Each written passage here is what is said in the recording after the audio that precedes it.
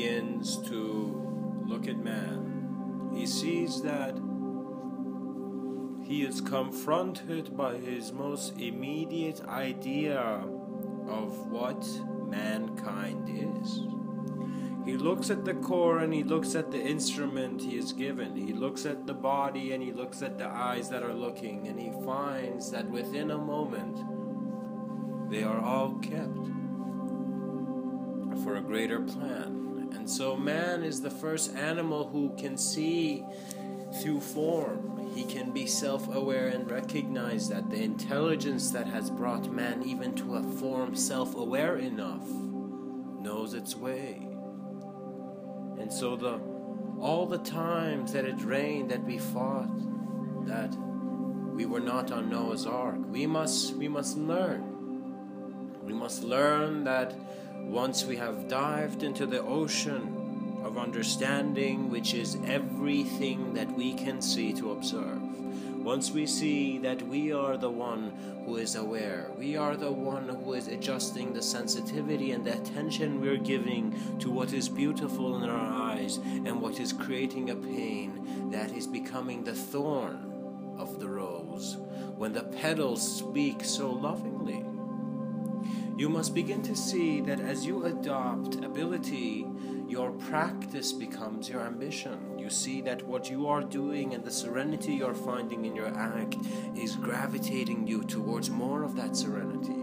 Because in gentleness there is observance, and in observance there is a livelihood which one can say is holy curiosity. It is divinity. It is that sense of you that wants to know where you have come from and how does the nature of the mind present itself. And in that question you realize the word present sticks out. That in the present moment, how we activate our sense of being through any imagery is actually a sense of conception through an enabled omniscience.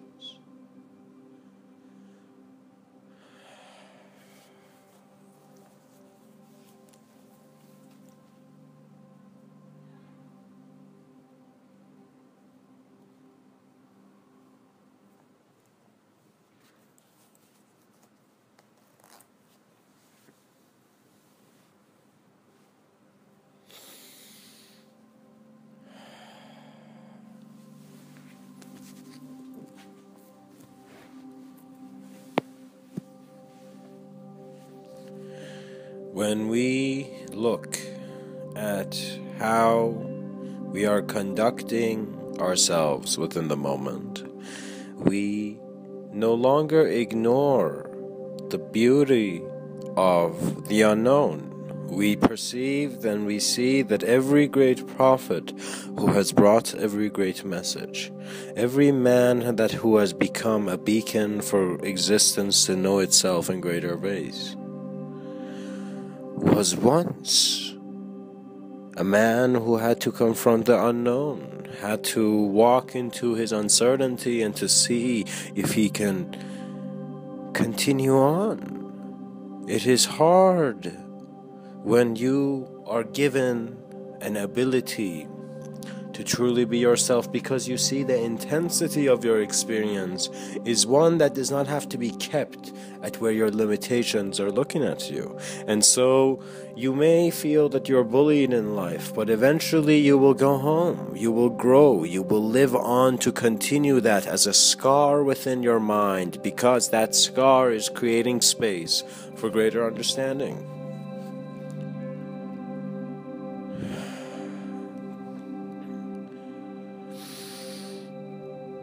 Within the subtler levels of your mind, you have an ability to conceive. And this is important because this means that there is a blank slate there. There is an emptiness which something can put imagery in. Now, when we look at imagery, we first acknowledge that it is the imagery of our environment. So we see that our environment is actually creating art through us. Our environment is communicating through us to even give us a sense of where we are. Space and time are not conceived without an inner grasp. They are in a sense reaching for a sense of infinity, because you see that once you have found the emptiness of where you can perceive all those actions that have broken any sense of image, any sense of form, you will know your way.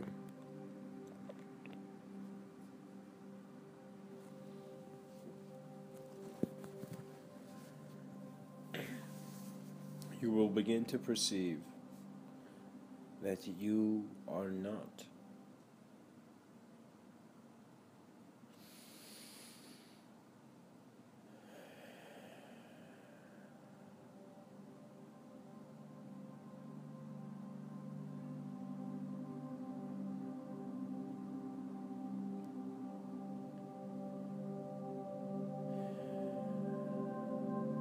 anywhere else but here.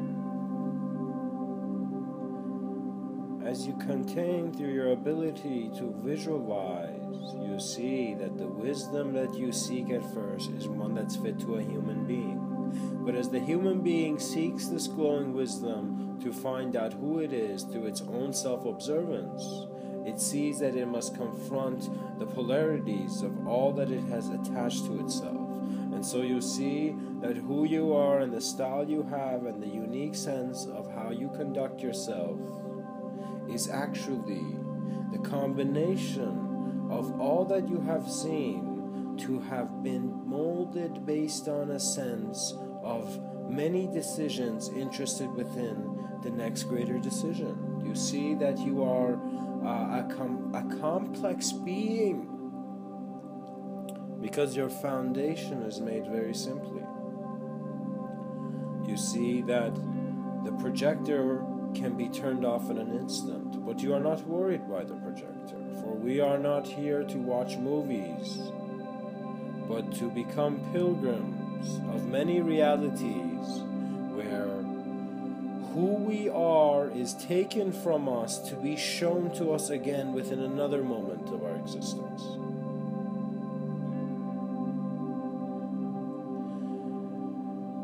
Visualization is at first something which you feel you can do, but then becomes a natural phenomena found in the sense that when you look at who is the thinker, you are it. The person asking the question is thinking, and so the thinker is present.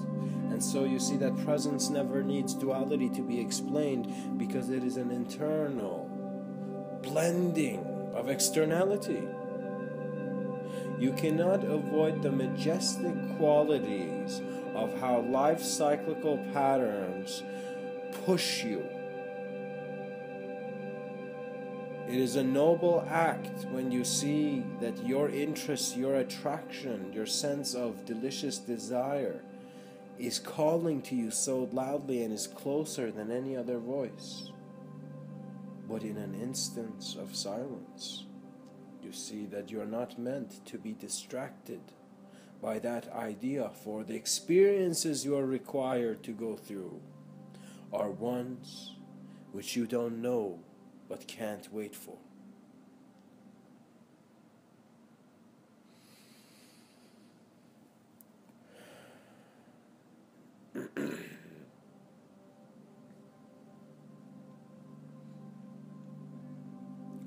You see, there were certain people back in ancient Persia who they were known as dervishes. They were Sufis, and what these people did is that they said their path was the path of love. And so they whirled in ecstatic bliss as they found themselves to in a sense becoming through sincere expression a part of the grand rotation of how the dervish is centered in his dance. When you see that thoughts do not need you when they become energized enough, when you see that you can create a domino effect by simply having the idea of a beginning domino, you see that space and time play with one another. Space and time change. knowledge. We see that the temporal gives world, it gives this livelihood a sense of order to find itself again then eternal in its nature. You see, the point is that the way the energy is being navigated is fundamentally based on physical observance. But physical observance, once recognized to have been an internal gaze, you find that what is within you has a beautiful unknown quality, as expansive as how our universe is expanding. You are not alone in this progression of life, because we are simply the shape of this area of the universe. This is the design, this is the blueprint, this galactic spark was given. And so the person who lit the match, the way he held his lighter, the way the match was thrown in the fire, all this is absorbed within the memory that has presented the beginning of a universe. Because our realities are fundamentally small when we see that we are able to perceive what was big to us in a much grander scale. And so as you see, you cultivate observance, you do not want life to end. And you see, those who have found the eternity within their hearts are those who, in a graceful way, pass on. They take every moment of beauty within this lifetime and create a ladder into their more abstract senses of expression.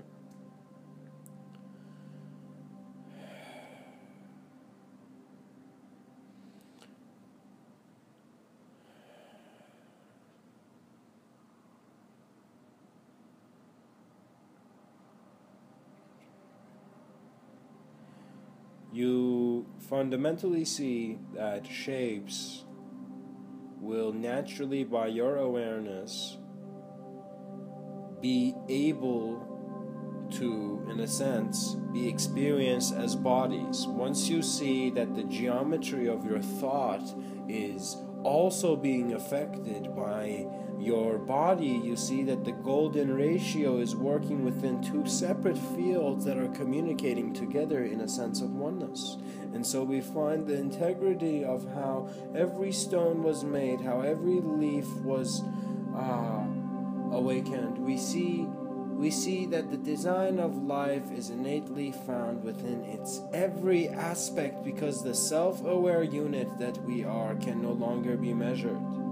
We see that it is our own mind and our ability to put two thoughts that are empty, similar to mirrors, in front of one another, and seeing how every image that goes between those two thoughts is infinite. So if I put a good thought on my left and I have that mirror up, and that's Mr. Within's first mirror, and we look at Mr. Within's second mirror, and we see and we put these mirrors in front of one another, and when you walk in there, any shape that is there begins to see that it can, through light and through the elegance of the product's design, of how a mirror is made, to see the possibility of standing among its most infinite quality. Because when we put two mirrors in front of one another, and even a finger enters that vision, we find that we have perceived an infinite moment. So when man experiences an infinite moment, it is when he is finding himself, as the Buddha beautifully said, in the middle way. He is finding himself between the first mirror, which is all that is good, and the second mirror, which is all that is bad, which are empty in quality, in regards to how they are made. But once an image is put there, reality is changed. You see that a single finger in front of the projector can bring such darkness and shadow to one's daily activities. But this shadow, this darkness, it is real, and we do not ignore reality. You do not ignore what is real. You embrace it. You feel it. You appreciate that natural sense of fear that appears to guide you towards your greater sense of safety. And you see that once there is no longer a requirement for a savior or for a villain, you see that Freedom is found when the gun in your hand has dissolved into the most gentlest seeds that you can feed to every being that is dreaming to fly from the body of their limitation. Because when you feed pigeons, you do not ignore them. You do not ignore them as if, what a pigeon, what a nice pigeon, He escapes an eagle by, no longer opening its wings and it just falls like a rock. It's smart. Pigeons are funny. I like pigeons. But in a sense, you see that when a man in a park feeds pigeons, he is feeding life. He is seeing that once he gives something, it gets absorbed, it gets involved within a process, which then he absorbs beauty. The sage, the wise man understands that external reality is always internally beautiful because the state of being that is within you is always omnisciently expansive in how it constructs itself or deconstructs itself. And so you see the twist of infinity has a meaning. There is a reason why man has twisted it. Because self-awareness through that which we find the neutrality of our lack of involvement with what we think we're involved in, which what we think we are already involved in, is a sense of freedom. Once you no longer engage as an individual but embrace as a collective, you have found the ability and the comfortable staircase of a conscious being who no longer needs to be judged even if he steps into his dreams. And so if many realities, if imagination could fly out of your eyes and the cosmos could come into a few words and tell you that truth was always your voice, you would not wait because there's no longer someone waiting. You see that you can request for an inspiration, a beauty in life's flows to find you, so that you become the messenger of the greatest moment that humanity has ever seen, in your own way, in your own sense of walk. Every being is the beauty of existential design before they are anything else. And do not ignore the sense of self that tells you that in the ideas that you're trying to stay away from, many of your treasures await. Life is not about a sense of reality in which there's a fear in that creates an ability. We do not want to have that set of mind. We do not want to create a world where we feel we are going to be thrown into chaotic destruction, which is our end, and we cannot confront it because we're too scared to let go of our orderly and structured views. When you create a belief is a tool. And when you pick it up and start using it, you might confuse that tool for a part of your hand. And you don't want to do that, because at some times when you will feel heavy and you will wonder why. Because you have associated with an idea, for your experiences pushed you through an association. In other words, what I mean by that is that, for example, you were pushed into that conflict that you experienced because your energy requires that flow. It is because when that drop in the river came to the rock, it did not break it. It simply let itself pass through it.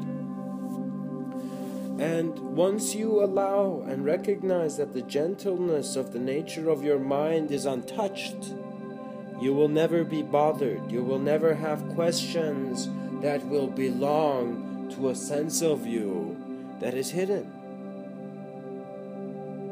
Because where one finds themselves to be hidden, the unhidden is beautifully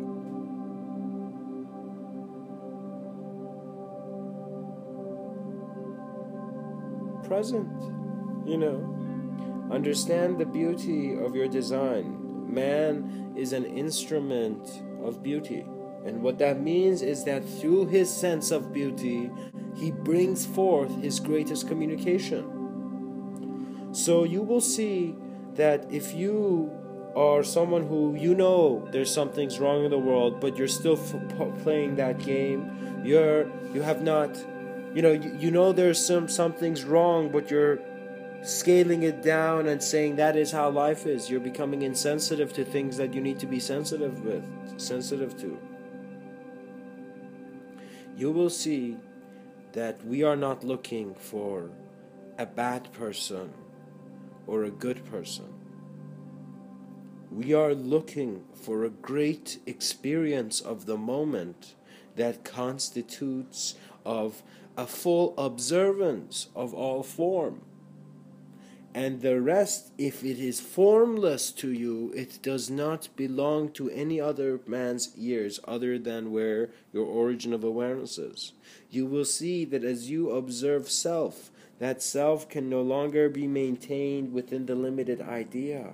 Once you allow your limitation, just like the ripples of a pond, to settle, the greater reflection will be the inspiration that will tell you the way you need to live. It will not tell you in a way where you at first see that synchronicity and you have these concepts and you see a lot of magnificent people going around and having this trust in external imagery which belongs to how they see life. And what that means is that there are those who believe in the elegance of angels. There are those who believe in the wind of the fallen. There are those who believe in eternity that cannot be judged. There are those who believe in belief in such a way that they are confused until they are able to not just observe themselves, but the condition that gave them that feeling of a limited self. You see, you are an instrument which you're learning how to play. And so we see the human being growing up, and you're educated, you're told how to hold a spoon, you are taught how to walk perhaps, you are slapped the minute you are awakened in this life, You have already been slapped, and you see that you're here. As we look at the evolution of how a human being lifts himself up, we can take the metaphor of, let's say, the moment you are born, a flower has just sprouted. And so this flower is growing, and through different stages, it does not feel complete, and it will not feel complete, because the flower has not experienced its petals. So the flower is growing, and it's still a stem, and there's a bud, and it's still behind, and it looks at the trees beside it, and it looks at the light above it, and the light tells it, have faith, dear flower.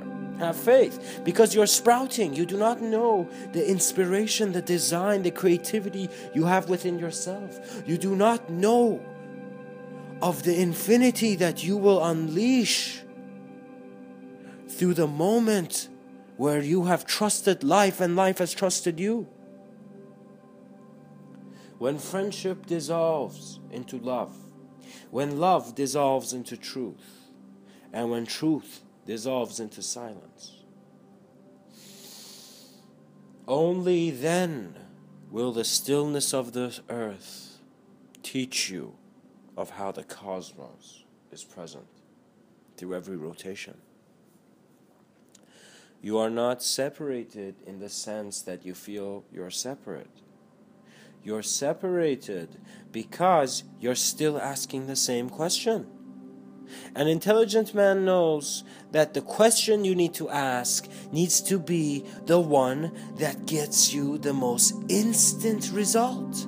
And when I say instant result, I am not saying, the most outcome that's comfortable. I am saying sometimes the most instant result is harsh. Sometimes when you ask for God, for life, for truth, for the moment of experience that is you, to show you your greatest face. You can see that the response of that intelligence is faceless because it is the intelligence that shapes the face. Life's collective intelligence is that which is creating your individual legs in this reality. And so you see the beauty of this dimension turns into poetry once it is multidimensional in its essence. Once we see that the flower is growing and the leaves are growing, and he sees how the leaves, how different elements, how our unity with the earth is turning into a collective moment where extraterrestrial consciousness is simply new imagery brought to our excitement, which needs to translate into our next synchronistic act, which is our purposeful walk into what we are here to do. Nonsense is even meaningful. That moment where you are lost in the mall is even meaningful. And as you begin to accelerate, you see that man's sensitivity has just changed, not his essence. Your nature of mind is clear. Your essence is that of integrative vision. So when one is a being that has a self-aware quality of integrative vision, you will see that the moment you acknowledge yourself as a shape, all of reality is beautifully listening to your will and becoming separate. The moment you choose to become the creation, a creator has opened within your vision. And the moment you choose to be a creator, all creation has bowed to you, to show you that you are both your compassion to be and the compassion to not be. And so perhaps when Shakespeare said those statements, he could not see how a sense of freedom within his mind could ever be known to what is the animal of man. But dear Shakespeare, there is always a ship ready in harbor, or at harbor. Much blessings and namaste.